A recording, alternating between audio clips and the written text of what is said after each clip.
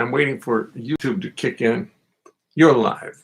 You see, doing it twice did it.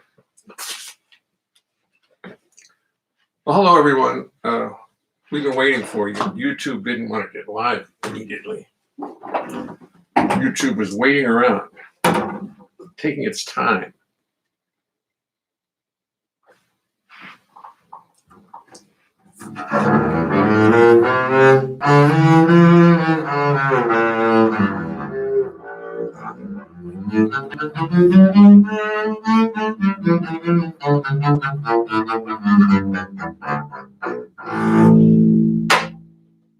Ooh, that was the sound of a bow hitting the bass. Let me tell you something as we start the show. It's a little something I thought you should know. So I will tell you as you settle into place. It's impossible to sing and play the bass. You're a lovely group of people, you deserve the courtesy of knowing what you can expect of me. Yes, I've practiced. But it will not mean a thing, cause it's impossible to play the bass and sing. You see, the bass is fretless, it's not like a guitar. On the bass you spend your whole life wondering where the hell you are. It's got no little markers, just a fingerboard so bare, and lots of notes which often are not there.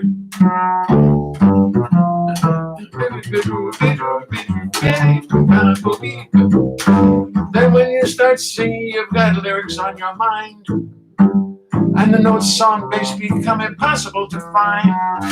To remember lyrics, melodies, bass lines, and chords is no less a miracle than Lord's. Whoa, whoa, whoa, whoa. So as I make 1,000 errors, sit there and be kind. Do not throw tomatoes at me, keep this all in mind. Remember this is serious, remember this is art. Remember this or I'll fall apart. Fall apart. Then I'd have to pray to God to come in to see. And he'd only sit and she'd only sit and laugh at my wanton greed. She made the rules for molecules, atoms, time, and space. She knows it's impossible.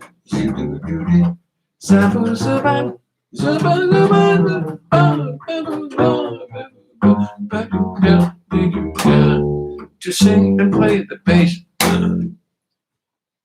Thank you very much. Clap, clap, clap, clap, clap. YouTubers, you're distinctly encouraged to chat. To let me know you're there, and let your friends know you're there. You may find some people on this thing that you didn't know were around. They are. Speaking of not being around, my friend Eric Weisberg passed away this week. Big banjo player from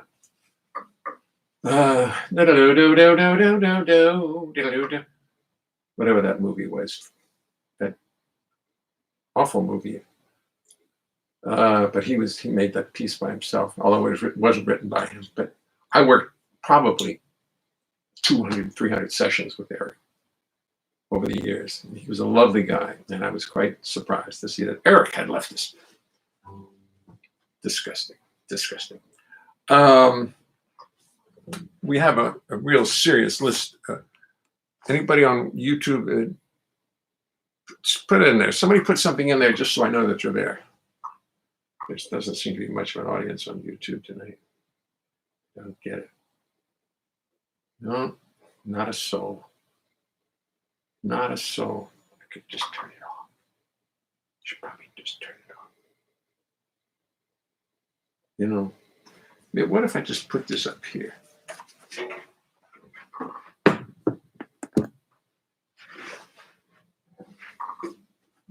Right next to my camera, right next to my computer.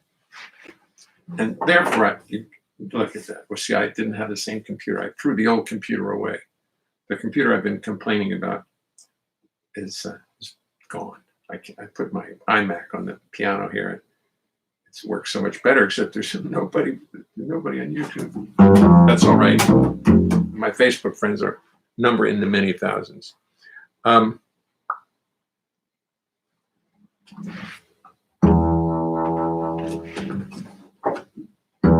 I had requests for this song.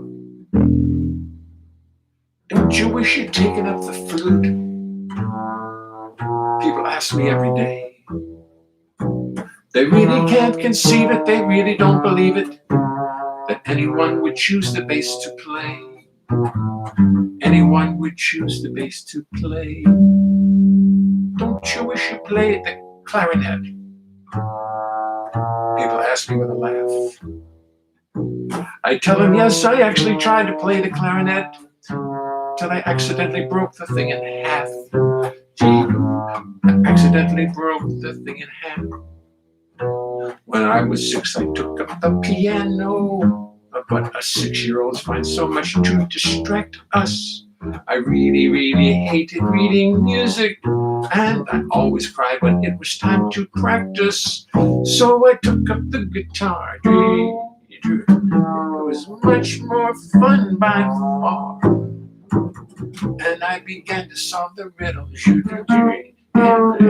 But my brother was a genius. He mastered the guitar, and very soon I was back on second fiddle.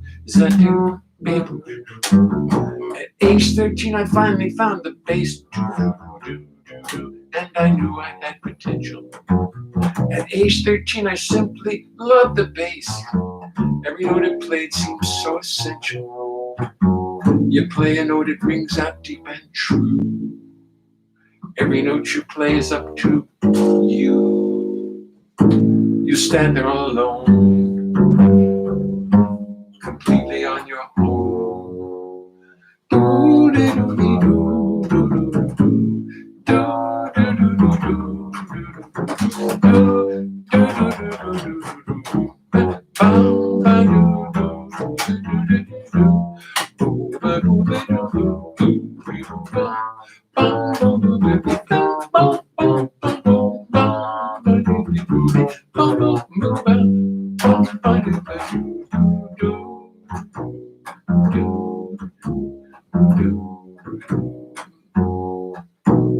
Don't you wish you'd played the clarinet?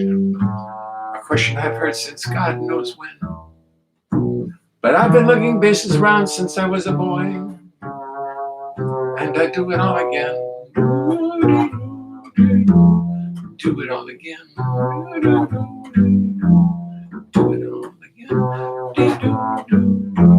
I do it all again.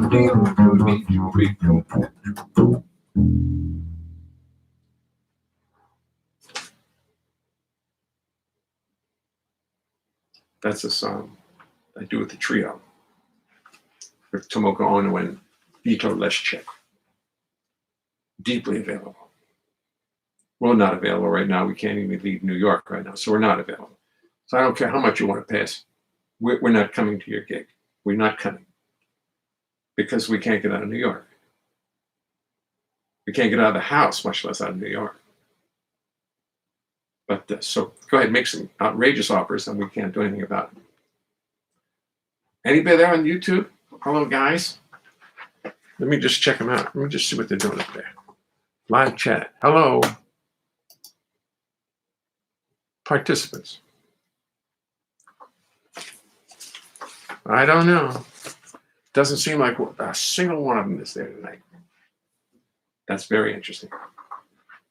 Anyway, so let's see who's here from Facebook, because the Facebookers are much more inclined to. Gary is watching again. Gary of, I forgot his name, the bass player. Hi, Tomoko. How are you? Are you making something good? Tomoko is watching. Stephen Goldberg is watching. Hi, Stephen. Gina Healy's watching. Oh, there's all kinds of people. You know, I may just turn Facebook off. I mean, the YouTube off. And nobody is there. No one's home. That's very unusual. It's very strange. Anyway, I'll tell you, you guys are watching. There's about 1,000 of you. Look, can you all see? Can you all Facebookers see what's happening there? Somebody put a wave in there. Giovanni Sanguinetti. Ciao. Ciao, Giovanni. Ciao, Giovanni. Oh, oh, oh, oh, oh. Sing along.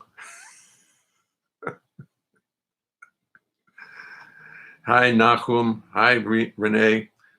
Renee Raff and Nahum Navi. Now, you're seeing me left-handed. That's, what I'd like to do? I'm going to see. Seeing as how there doesn't seem to be anybody watching on YouTube, if I could turn this one into a live, but I think it probably would screw it up. I'll leave it there. Tomorrow I'm going to try that. I was thinking of changing the computer because the computer's got a better mic and all that kind of stuff. But today's been a very interesting day. The Congress has decided to give us to spend $6 trillion. $6 trillion. That's what they say. Hi, Bill. Bill. Hi again, Jay. Yes. Anyway, let's just do some music. I had a song I wanted to do. I couldn't. I tried to do it last night and it didn't work because I didn't really know it well enough. So today, I hate to tell you, I've been practicing. I'm going to play my left-handed bass. I'm actually right-handed, but YouTube insists on this being left-handed. So just imagine. Oops. Oh, I should have gone to my bar. Oh, I couldn't go to my barber today. Haven't been to my barber in a long time. No, nobody, absolutely no one's watching on YouTube, so there's something strange there. All right, I'm not going to play that anymore. This song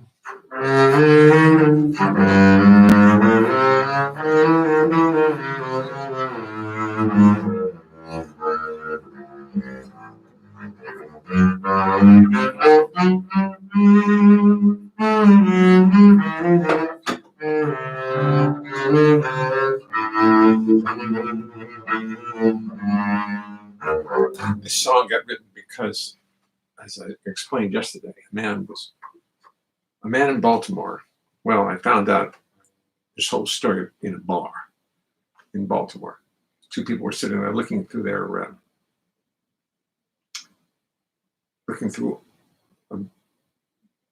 headlines. I opened his briefcase and he had nothing but newspaper headlines about this event. And obviously it was true. I'd never heard about it. The man, he was the sculptor of he was a sculptor in Baltimore who got himself in a little hot water. And once I found out the story, I decided there had to be a song about it. And I worked about a year on this song because it needed to be rhymed perfectly. A man had an interesting hobby. It seemed that sculpting was his gift.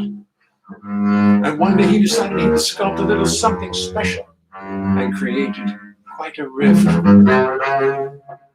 For he decided he would carve a penis and he would sculpt it out of a potato.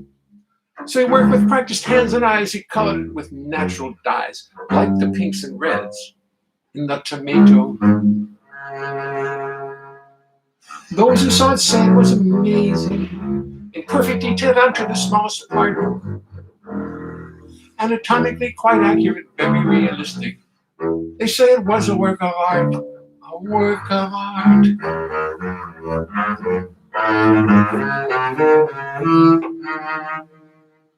But I will stray you further detail, just understand the thing looked very real. But keep it forever, he just could not. It was a potato, it started to rot and lose its sex appeal. So our sculptor took his interesting potato, put it in a plastic bag, threw it out. Naturally, a woman found it, and naturally she was astounded, called the cops, and no one had a doubt. No one wanted to examine it too closely, but nobody doubted it was real. Soon the local papers heard about it. It was becoming one big deal.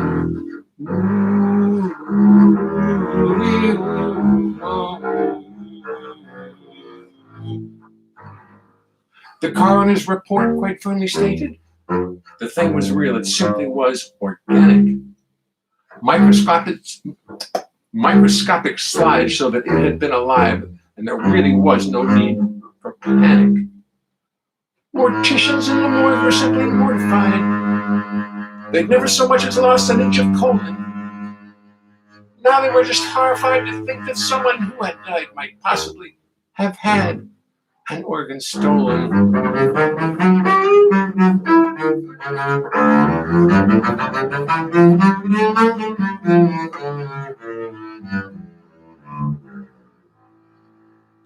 After lots and lots of careful testing, every chemist in the lab could see the subject matter did consist of living cells and chromosomes, so really, what else could it be? TV stations loved the story. They had their fun like TV people will. They filmed the woman who had found it in her little store, surrounded by hot dogs cooking on the grill. On the grill.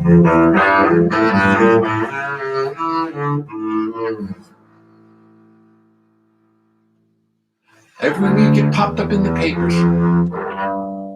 The little story that wouldn't go away. Piquing everybody's sense of morbid curiosity and their fears about foul play.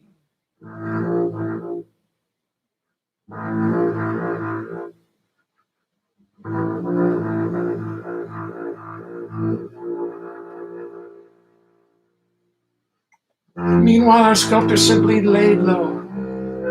Why let the cat out of the bag? Even though he knew he'd not done anything illegal, he knew he shouldn't brag. But finally he decided it was time to tell the truth. What else could he do? But no one down at City Hall believed a word he said. They simply did not think his story could be true. Could be true. Some say it was decadent, others say it was time well spent, others philosophize like Plato. But there can be no dispute, he carved a potato. It was a root. Truly was a penis, just not of the proper genus. That's a good joke, by the way. That is a good joke. Anyway, it's clear to see the whole thing was a fallacy. I know, ha ha ha ha. Let's hear it for the bold creator of this old and cold dictator. A man and his interesting potato. My story does not have a funny ending. A little joke that we might laugh about. The people in Baltimore finally just got tired of the subject matter and the whole thing simply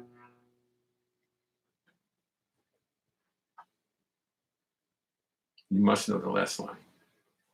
Someone out there yell the last line. Does anybody know the last line?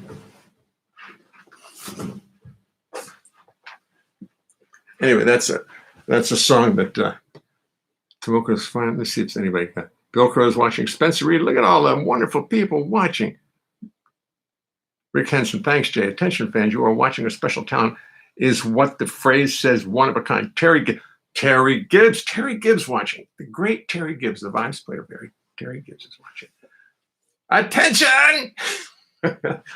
Terry, hold on. I got to tell Donna. I'm going to go out of the room for a second to tell Donna.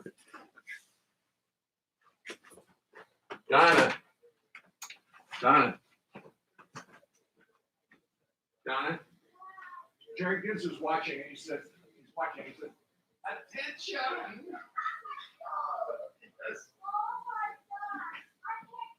Again. I wonder if you heard the laugh. Did you hear the laugh? Anybody hear the laugh? Terry Gibbs and my wife have a special joke between them, which we will leave to. Why would this cut off just before the last line? Claiborne, you've got to stop and think about. Are you kidding me? The people in Baltimore finally decided. My joke does not have my song does not have a funny ending. A little joke that we might laugh about. The people. Oh yes, My song does not have a funny ending. Little joke that we might laugh about. The people in Baltimore finally just got tired of the subject matter and the whole thing simply petered out. You leave the audience to figure that one out. But Claiborne, the fact that you're there, I see the big smile. I see the big smile. So you understood what I was doing. Of course you understood. Hi, Val. Joe Greenspan, you got to let us in your joke. We heard the laughter.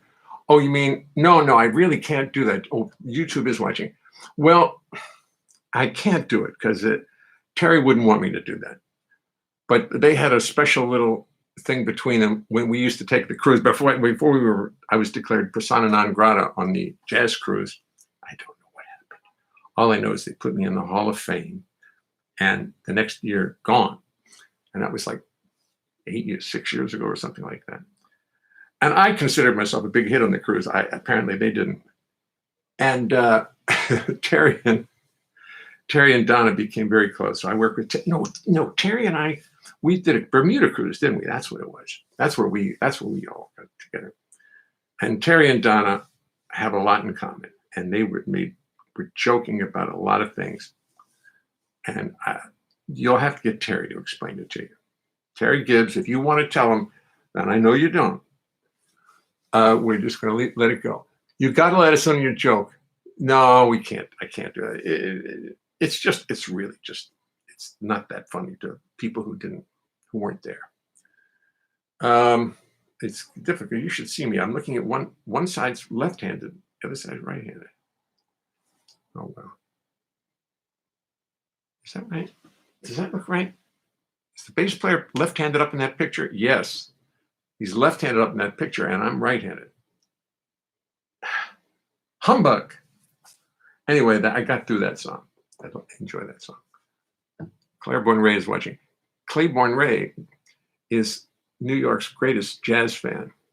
Shelley Palmer, how the hell are you? I tried to contact you. Great to see you do your thing. Terry Gibbs is still watching. Christopher Smith is watching. Tony Dresser is watching. Michelle Collier is watching. Attention. Thanks. That's very funny. Donna laughed. Donna laughed. She screamed as usual. Okay, we're going to do more music now. This works good. Without my engineering crew, I just put a. Let me just share what I did. I put my desktop on the piano here, and it's so much more reliable and so much more fun that the old computer has served its purpose poorly and is now gone. Good old IMAX. Workhorses, like a Ram 1500 or whatever they call those trucks. I want to do another song. No, did Tomoko get a request? Now, maybe. Oh, this was requested by a woman on the West Coast named Janine Frank, who swears she's going to book me someday. She actually has a bunch of times. But she loves this song. You see, my wife broke a secret to me after like 22 years of marriage. It really kind of shook me up. I make the introduction longer because I need all the playing I can get in. She broke it to me gently over breakfast. She told me as we sipped our tea. I sat there dumbfounded at what she was telling me. How come this subject never came up? How come this subject stayed concealed? The woman who I married saw the Dodgers play at Ebbets Field. You must understand that as a boy from Maryland, I never saw no major league teams. To have sat beside her watching Reese and Cox and Snyder would have been the answer to my dreams. How come this subject never came up? How come this subject stayed concealed?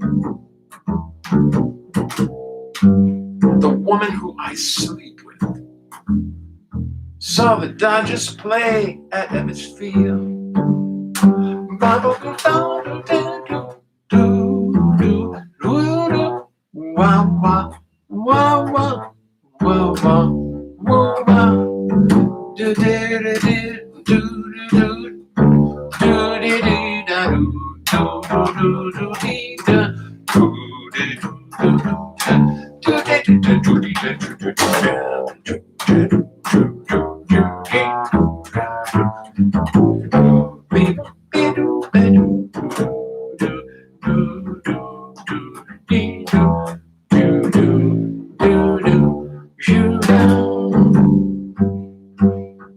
I remember summer nights, I'd turn off the bedroom lights, lay my little head down on the pillow.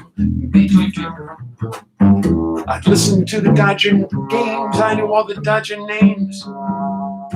Guys like Reese and Cox and Confarillo. How come this subject never came up? How come this subject stayed concealed? The mother of my children saw the Dodgers play. She could see them every day. Saw the Dodgers play. She only lived about a mile away. Saw the Dodgers play at Ebbets Field.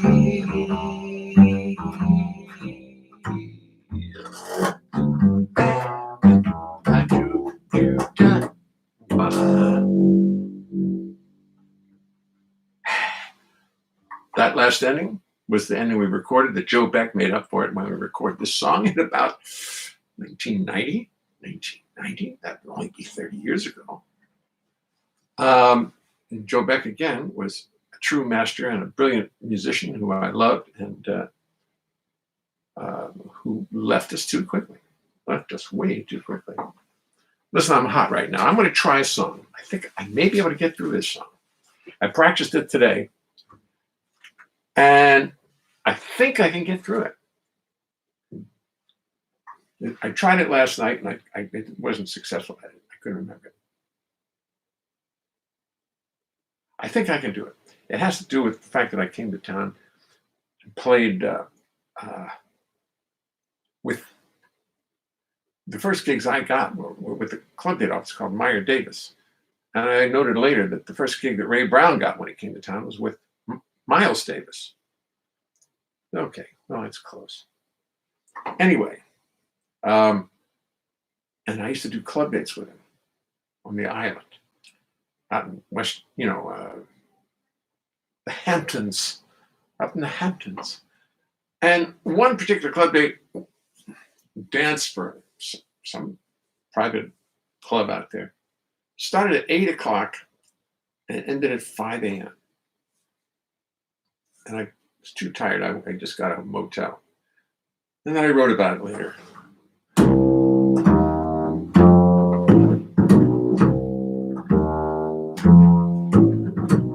I woke up one morning, there's the melody. I woke up one morning in a cold and gray motel room. Did not know where I was at all. It took an hour before I could remember. It was the 13th of September. And outside was the first cold day of fall. I worked late last night. The party went to 5 a.m. I must have played the same songs 50 times. The people had the time of their lives. The men all dance with each other's wives. Bartenders pour their drinks, squeeze their limes. The party comes to order. You start off with cold porter. The people dance, they're never shy. High society dancing, it's like thoroughbred horses prancing around the ring to catch the judge's eye. The ladies in their latest fashion, the men conceal their passion. They drink and they dance the night away. The music's fast, the music's cheerful. The men and women, they whisper earfuls, but somehow, I never hear a word they say. 'Cause I'm busy with society music. Oh, society music. Play the songs the people want to hear. Play an old step, do a new step, foxtrot, two-step. All the songs of yesteryear.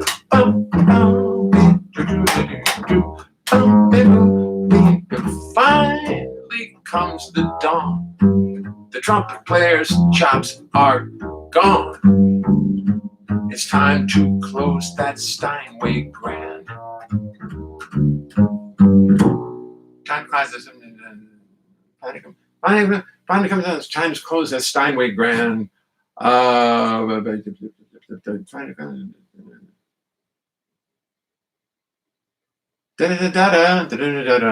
If I can think of the rhyme, climb the sun next Steinway Grand. Understand? I have it right here. Just suspend it for a second. I got so far on that song, and then all of a sudden I drew a blank. Oh, no wonder. Oh, that's not the first line of that verse. See, that's what it is. The evening drags on by. You get so tired that you could cry. You want to climb down off that stand. Finally comes the dawn. The trumpet player's chops are gone. It's time to close the Steinway Grand.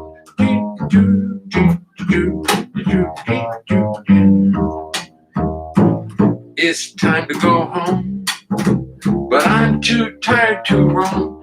I've got to find myself a hotel and go to bed.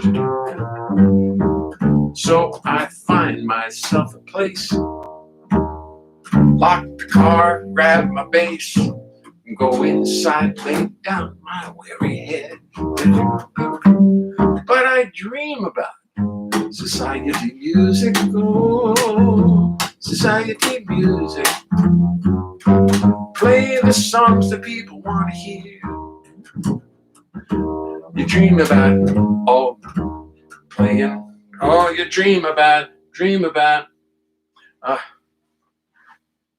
Oh my gracious, I didn't realize that. Dream about the party and the fancy trimming. Dream about all those dancing women. Dream about the rich people and their riches. Dream about all those fancy songs of yesteryear. Bum, bum, baby, do, do, do, bum, boo. I didn't realize I put that line in there. Dreaming about the party and the fancy trimming. Dream about all those dancing women and the songs of yesterday. Dream about the rich folks and their riches. Dream about all those fancy songs of yesterday. Okay. But that's a good song. I like it. It's going to be part of my repertoire from now on. The trio's going to play it. You got it, guys. On your joke, we heard the laughter, and I'm not going to do it. Enjoyed that. Glad Donna finally spilled the beans. No, she didn't spill the beans. How'd she spill the beans? You must have called her or something. She wouldn't have done that. She doesn't do things like that. Wait a minute now. I've got to get back to YouTube. What happened here? To Facebook. Got to get back to Facebook. A gig just popped up on my screen on my iPad. A gig that I'm supposed to do in 3 days. I don't think we're going to do it. I doubt very much when it's going to happen.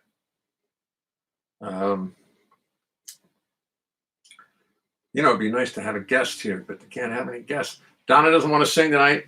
She's busy doing things like, crazy things like getting food. We can't go out. We can't go shopping. Our children won't let us, so they're getting us food. So we're making a list of food. And I want some peanut butter. But that's not my only requirement. I like other food, but gotta make sure we got peanut butter in the house. The best food I ever had. I remember the best meal I ever had was when I was about 12 years old. I came home from camp and I was exhausted and hungry as could be. And my mother had 2 peanut butter and jelly sandwiches for me with a glass of milk. And they lit me up like I never could experience again. Peanut butter and jelly. 12 years old. Okay, so listen, that's the song there. We did Miss Potato Head. That was pretty good. Tomoko likes me to sing the song, but I sang it for her last night. Tomoko, sweetheart, I sang it for you last night. There's got to be more.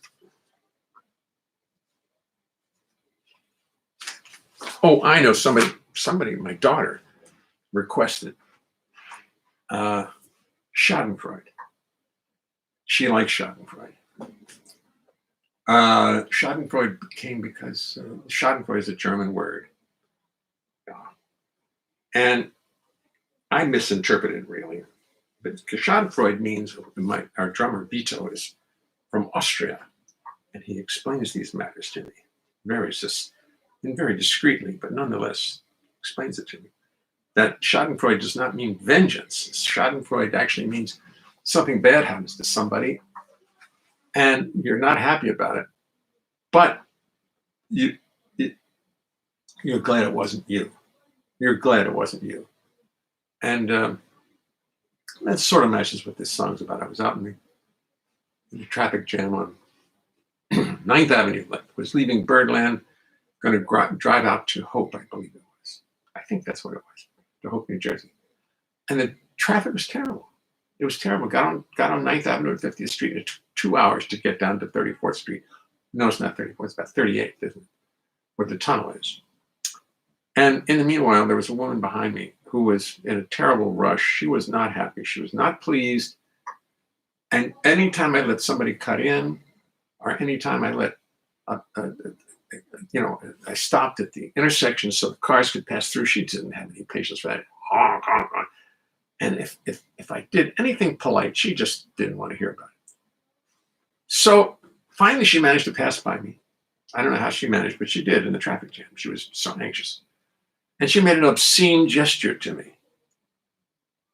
Well, a typical New York gesture, but not typical, but an angry American, an angry world gesture.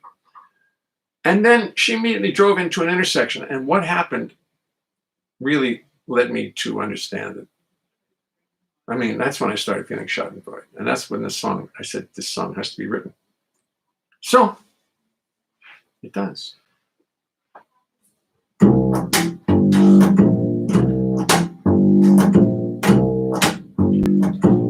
Make a long introduction like Steely Dan.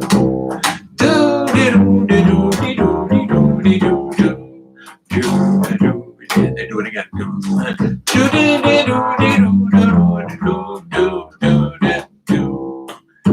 And then they funny.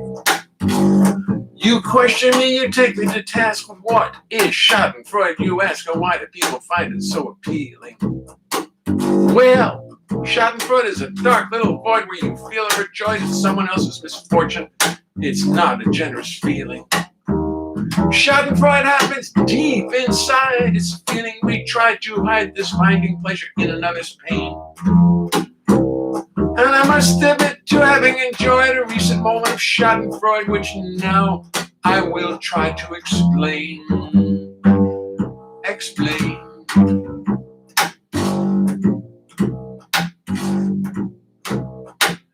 You see, the traffic jam was terrible.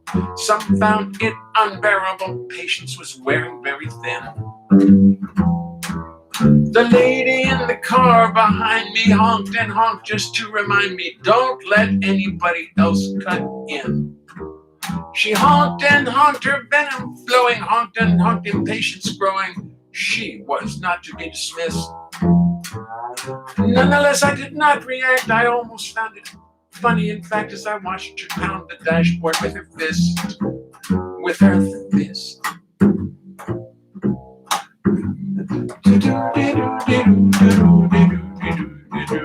So here we are stuck on 9th Avenue, while I'm attempting to have a new attitude about things at moments like this.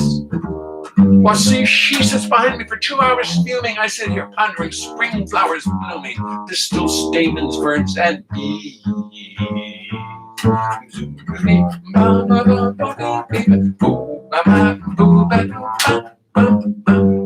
She was a nuisance and she was a pain, and she was making it so very plain that I must stop being so gentle and loving. She said, you got to stop cars, so I'm cutting in. You got to stop all that butting in. You got to get out there, start pushing and shoving. That I must admit she did astound me as she swept her car around me, slid by, then cut in. For an extra little zinger did she flash her middle finger, and that is when the real fun did begin. Did begin.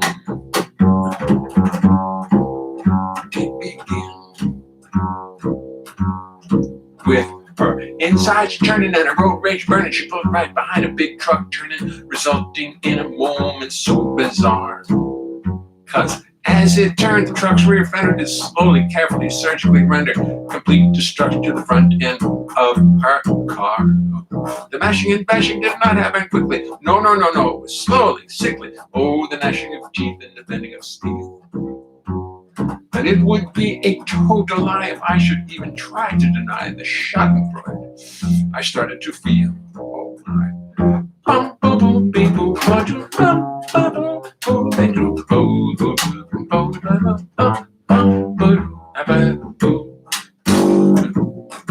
Introduction. Oh, schadenfreude, what can I say? What can we do when we feel this way? We all know it's not polite to gloat. But sometimes when under attack, the fates will toss the enemy right back down the castle wall into the moat. Oh, schadenfreude, it is not nice for such a feeling we pay a price. Is it nice to take pleasure in another's pain? I only hope this instantaneous payback doesn't prevent her from finding her way back to a more harmonious refrain.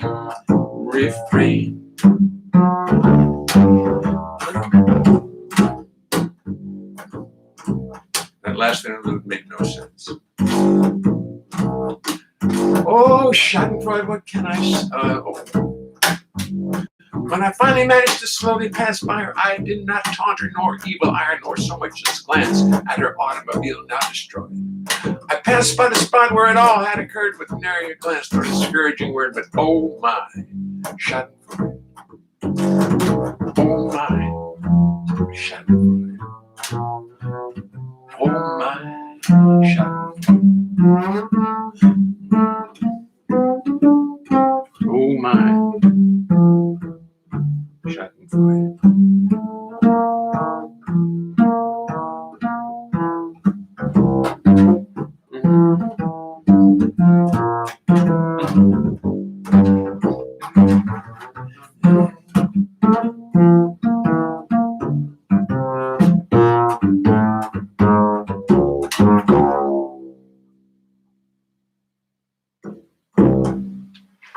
Well, there was schadenfreude.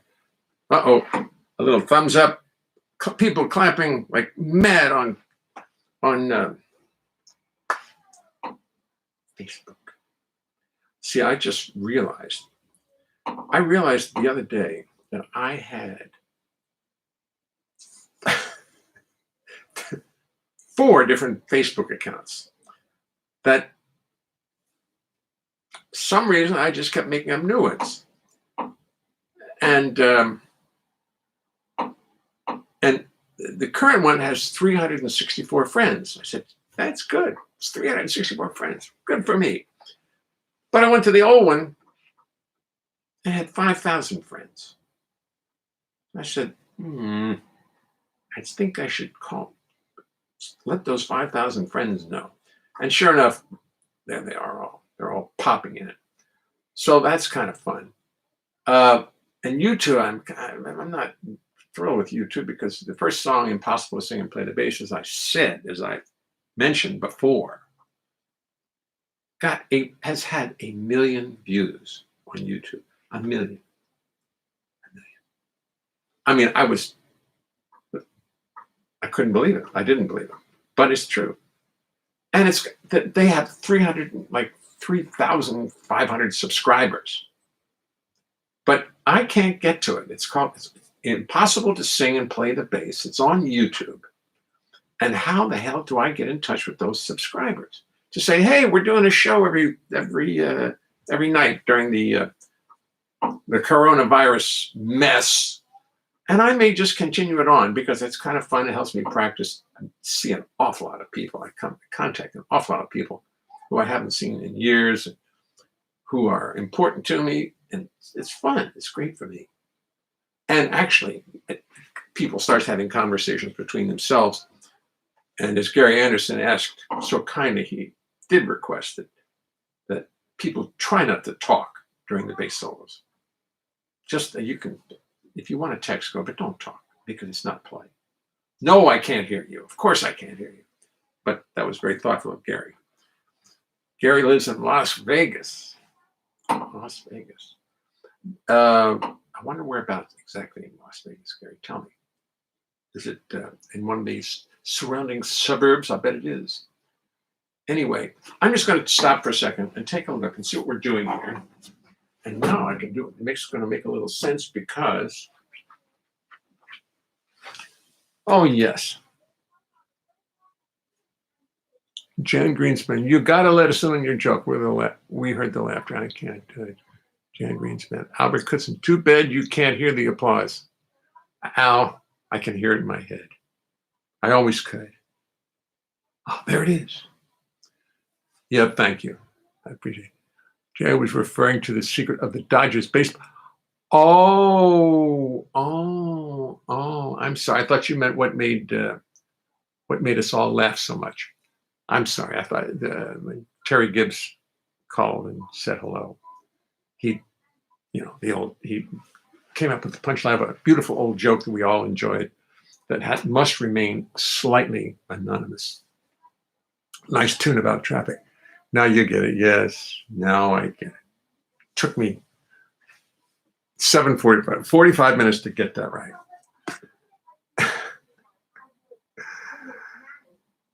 Barry Colstein. Barry, how are you? Boom. Sandy DeHazel is watching. You know, a very lovely group. Josh Nelson. Joshua. How are you, Josh? I'm sorry I haven't been out to the West Coast in where's the cameras? Am I looking at you now? Is that where it is? Yes, that's where it is. Sorry I haven't been out to the West Coast in a long time. But I still have a nice video of us at Schmooligans, whatever the name of that place was. I can't remember it. I know everybody's peering there now. Hi, Josh. Great to see you, man. Valerie Smolley. It's the mirroring issue.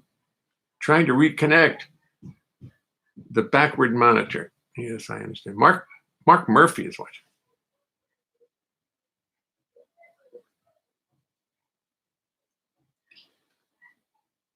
Can't be.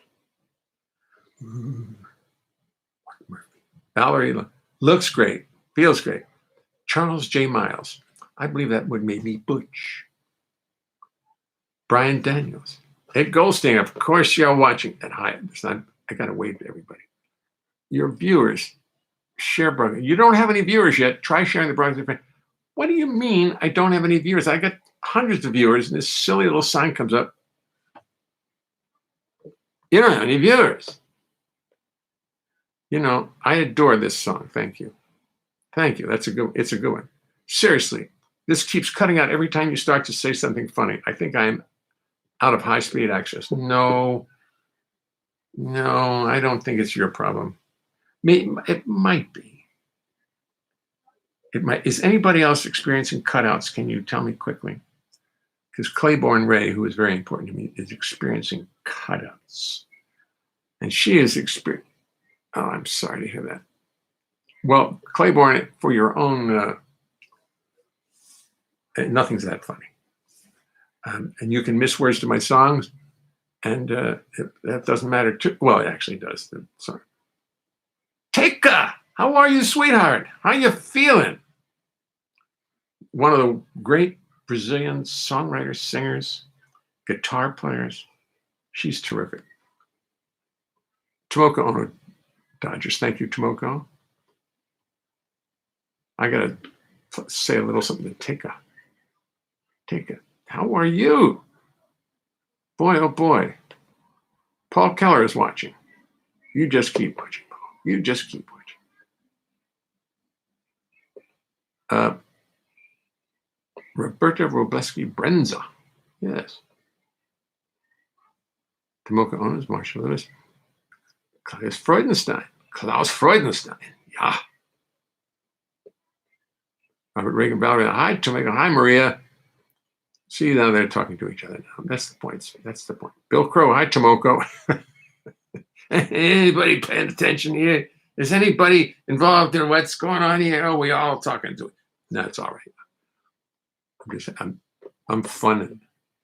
Christopher Lentz. Oh, please don't tell me this. They keep telling me, you don't have any viewers. You really don't have any viewers.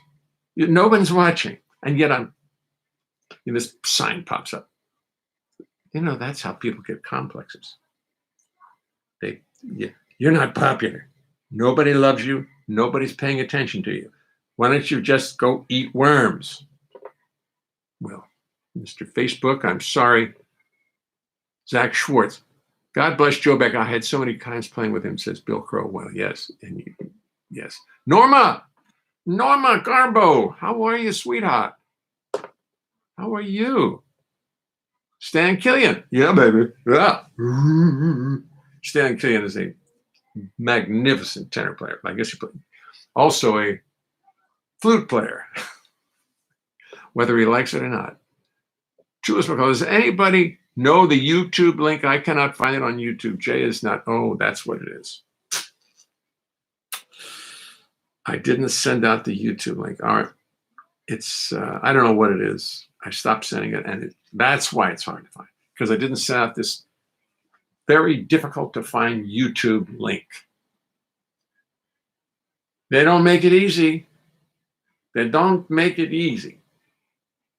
It's on, I don't know. I'll send it out every time from now on. I'm going to send it out every time. I'm going to do my work. Michael Ross is watching. Hi, Michael. That seems to be the end of it. Norma Garbo. Hi, Norma. I guess I'm just going to have to go back to performing a song or two. I hope everybody's well. As we know, Mike Longo left us yesterday.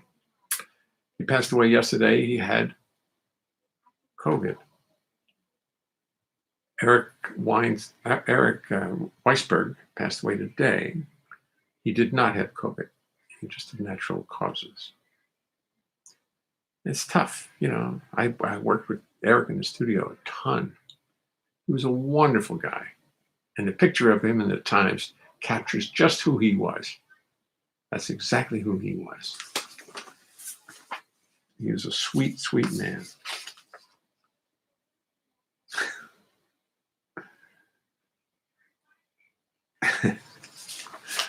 Let me see. I'm going to go back to my regular list. Okay.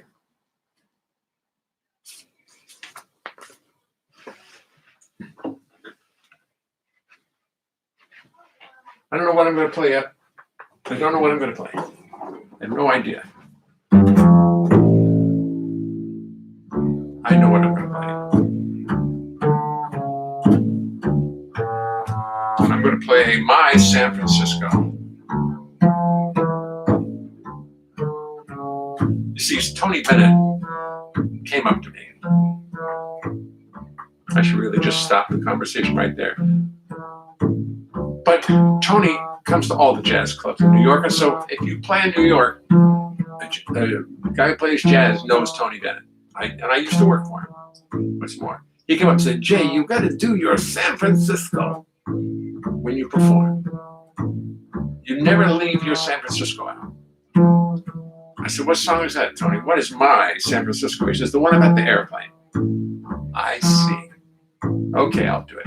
I'll do it. Oh, I know what I'll do next too. But now I'm going to concentrate on this song. See, I got asked to go to Los Angeles to play a convention. They asked me how much money I wanted. I said I wanted $10,000. They said, how's 500? I said, okay, 7,500. They said, all right, 500. I told them I wasn't coming for less than 5,000, and we in fact settled for 500.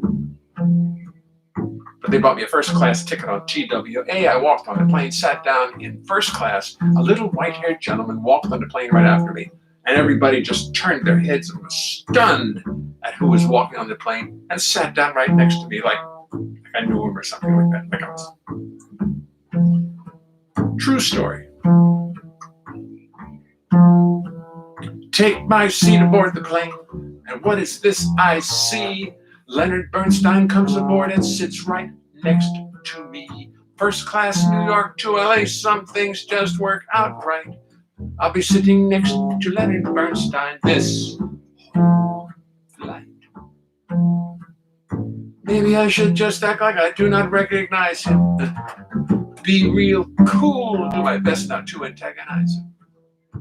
Now we're rolling down the runway, next stop is LA.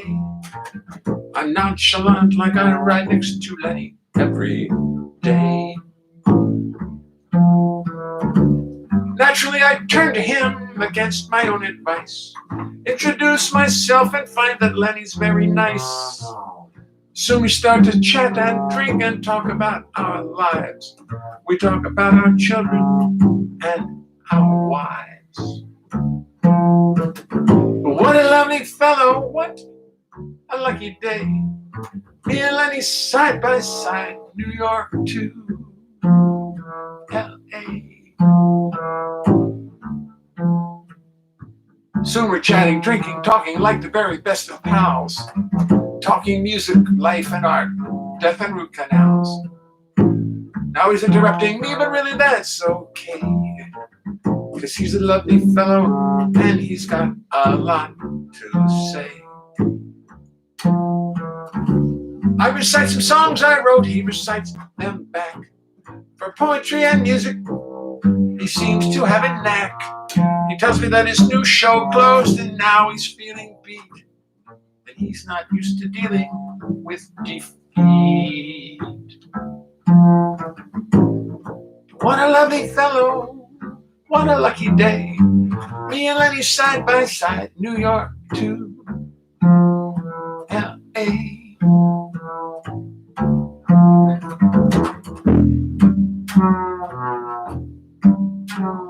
He does the London Times crossword, 10 minutes and he's through.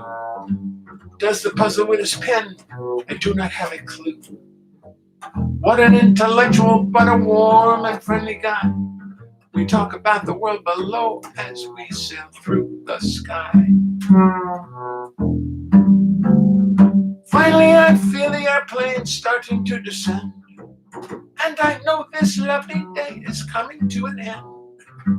Put our trays and seat backs up just like you're supposed to do. Land, bid my friend a fond adieu.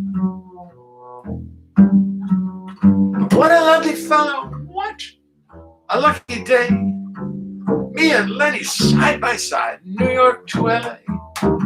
What a lovely fellow, though really, I must say, I've not heard from Lenny since I left him in LA. Not a goddamn word from Lenny since I left him in LA. In LA. In LA. In LA.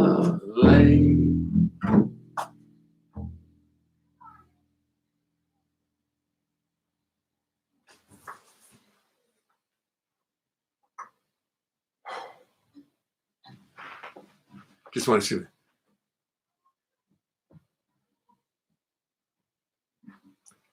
Albert Kutzen says, on YouTube, I just entered Jay Leonhart live at 585, 324.20, and voila.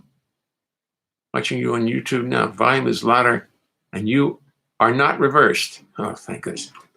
Well, that's good. I'm glad to hear that. YouTube, yeah, but I think on Facebook it turns around. I'm left-handed on Facebook.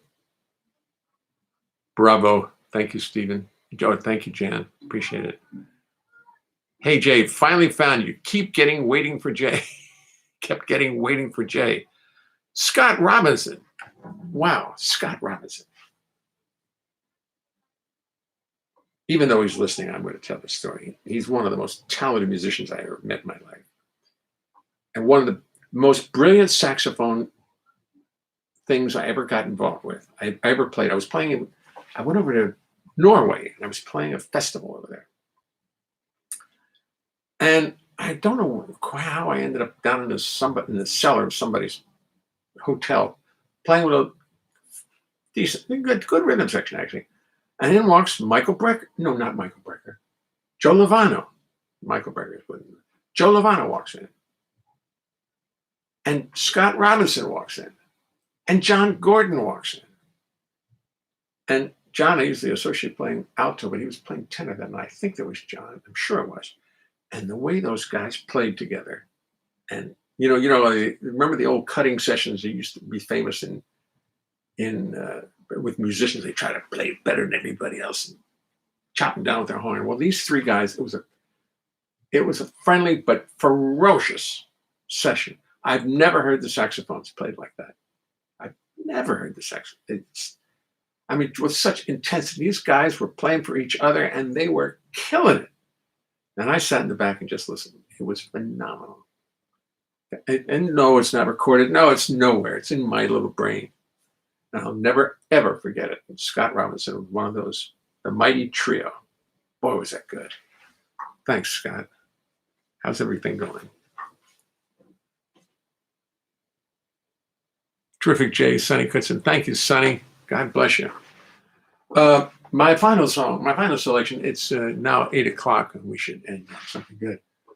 I'll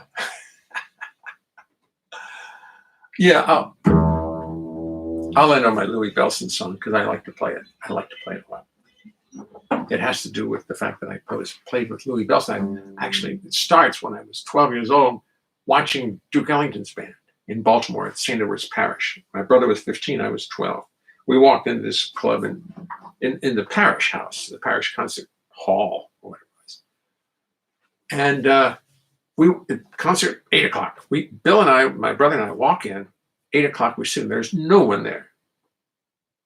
And this is in the African American section, East Baltimore. And these two little white boys sitting there, looking around. We're just waiting. What's going on here? And Duke Ellington comes in. He all by himself, the two of us and Duke Ellington. He walks in, nods to us, goes up to the piano and starts to write.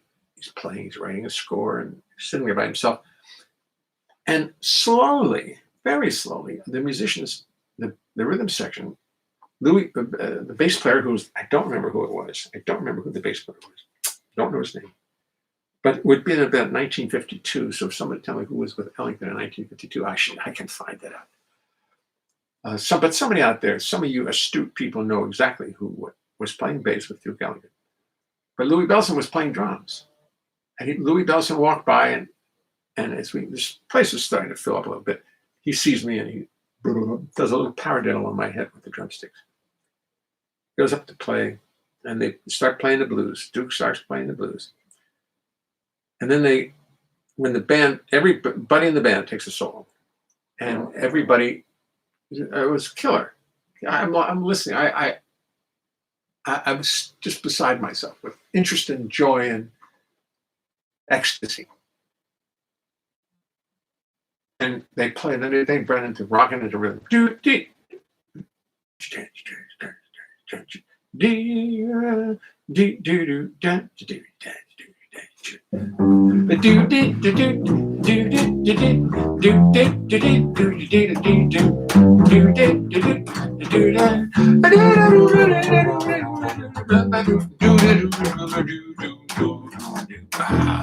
they just play blues all the time. Anyway, Louis got off then and came over and gave me his drumsticks. 20 years later, I was working with Louis Bellson in New York, and that's where this song comes in. We were playing at the Pierre Hotel. We were totally miscast. This was not where you play, where the Louis Bellson Jazz Band plays, for a society dance, but they got booked there. I don't know how it happened. And we looked into the place, and we realized, the whole band realized we were in the wrong place. This is not right. So we went to the book, and we took out everything we could find that could be played as a foxtrot, and we did it. No,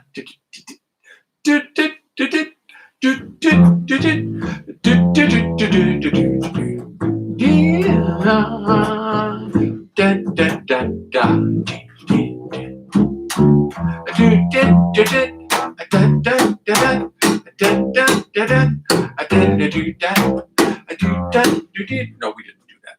But we took out everything. Every one of them. We wouldn't do that to Duke's music. That just wouldn't happen. But Louis said, let's do this. So a guy came up to Louis Bellson and said, he was bugging Louis. I'm like playing bass, and Louis right here, playing his drums with his two bass drums. And a guy comes up to Louis and starts complaining about the band. And Louis is looking at him smiling. Louis was the sweetest human being you ever met in your life. At least that's the way I experienced him. I never heard a word about him that wasn't kind and sweet. But this guy came up to him and kept bugging him, Louis, and Louis didn't say anything for about the 7th time the guy came up, and finally Louis struck back the only way he knew how. And I'm sitting there watching, and I had to go home and write a song about it, and I did.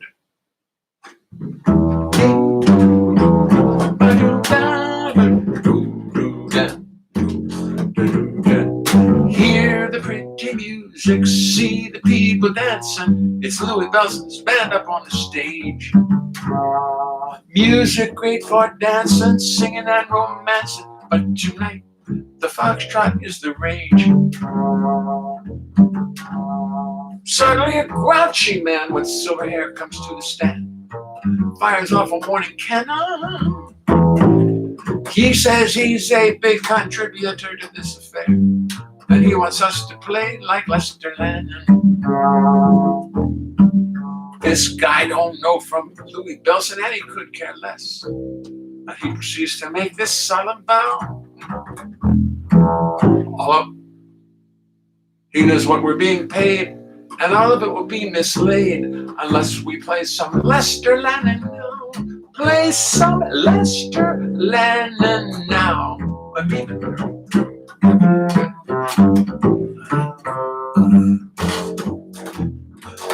Play some. At these kind of dances, the people take no chances. It's Lester Lennon music all the way. Hey, they don't think it's funny when they've paid a lot of money to have to swing when they would rather sway. You see, Lester Lennon's music is country clubs, yellow pants, ties with ducks, loafers with no socks. Louis Bellson's music is for jazz freaks, bums, and beatniks. Louis Bellson's music is the pox. Lester Lennon's music is Oldsmobiles, riding lessons, strings of pearls, patent leather pumps. Louis Bellson's music is chewing gum and Seagram set. The kind of music that you find in dumps. You find in dumps. You shake it. Play Play some real dance music, screams the man with silver hair. He is so bugged, but he could snap. He says, I don't care who, I don't care how, you better play my music now, because I cannot dance a foxtrot to this crap. He walks away, returns, smolders, burns. Finally says, hey, listen to me, Louis Belson. Heads are gonna roll around here unless you play my music. Try to understand me well, son.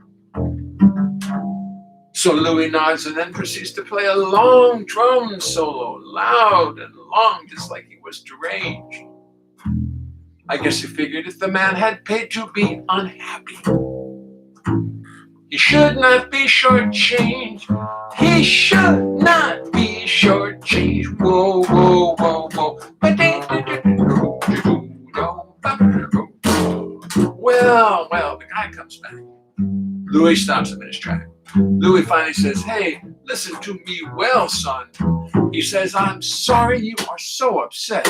It fills me up with deep regret. I'm sorry you're so discontent about the money you have spent. I'm sorry you blew all your loot, but listen to me, you old coot. Tonight you're gonna dance to Louis Bell, son. That's Louiebell, son. Tonight you're gonna dance to Louis.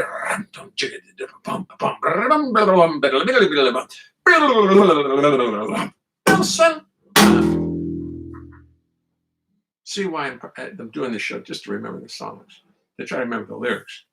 Anyway, folks, I'm just gonna answer question emails now. I'm not gonna do any more music. Thank you. It's great to see everybody. Well, I didn't really see you, of course, but I'm going to turn this camera. I don't want to use it anymore. See my computer? There's my computer right there, the big one. Love it. Anyway, thanks, Jay. Stay well, Scott. Yeah, that's a good idea. I do remember that night in Norway. We had to clean you up and carry you back to your room. Oh, yeah. Oh, yeah. Oh, yeah. Yeah. Ah.